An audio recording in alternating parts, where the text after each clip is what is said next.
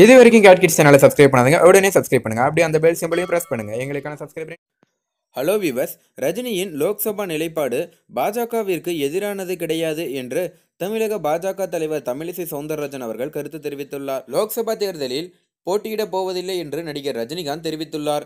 மேலும் லோக்சபா தேர்தலில் எந்த கட்சிக்கும் ஆதரவளிக்க மாட்டேன் என்றும் கூட அவர் தெரிவித்துள்ளார்.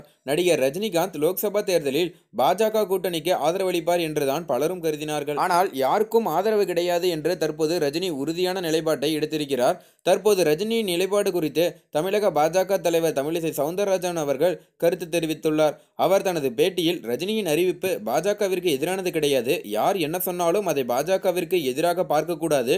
இது அவருடைய சொந்த முடிவு. ரஜினியின் அரசியல் நிலைப்பாடு தெரிந்ததுதான்.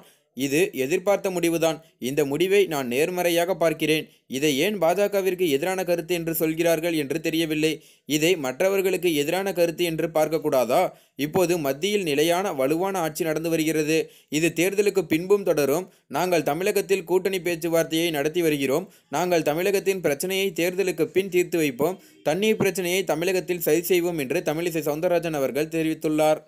இதேபோல அதிமுக அமைச்சர் ஜெயக்குமார் அவர்கள் சொல்லும்போது என்ன சொல்லியிருக்காருன்னா, அவருடைய நிலைப்பாட்டை சொல்லியிருக்காரு. அதுக்கு என்னுடைய வாழ்த்துக்கள் அப்படிங்கிற மாதிரி சொல்லியிருக்காரு. ஒவ்வொருக்கும் ஒவ்வொரு கொள்கை இருக்கும். அதுபோல் நாடாளுமன்ற தேர்தலில் போட்டியிடவில்லை என்பது ரஜினியின் கொள்கை.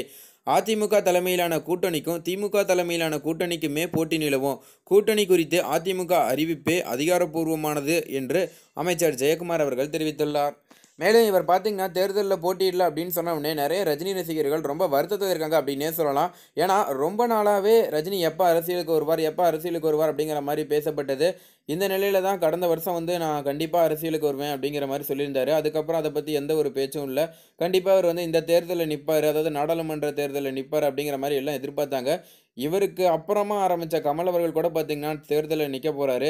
அதனால் கமல் ரசிகர்கள் எல்லாம் பயங்கர உற்சாகத்தில் இருக்கும்போது ரஜினி ரசிகர்கள் ரொம்ப சோகத்தில் இருக்காங்க அப்படின்னு கூட சொல்லலாம். மேலும் ரஜினி அவர்கள் குறித்து உங்களோட கருத்து என்ன அப்படிங்கிறத கீழே கமெண்ட்டில் பதிவு பண்ணுங்கள். மேலும் இந்த தகவல் உங்களுக்கு பிடிச்சிருந்துச்சுன்னா மறக்காமல் லைக் பண்ணி ஷேர் பண்ணுங்கள். இதே போல் பல தகவலை தெரிஞ்சுக்கொள்ள நம்ம சேனலை உடனடியாக சப்ஸ்கிரைப் பண்ணுங்கள். தேங்க்யூ.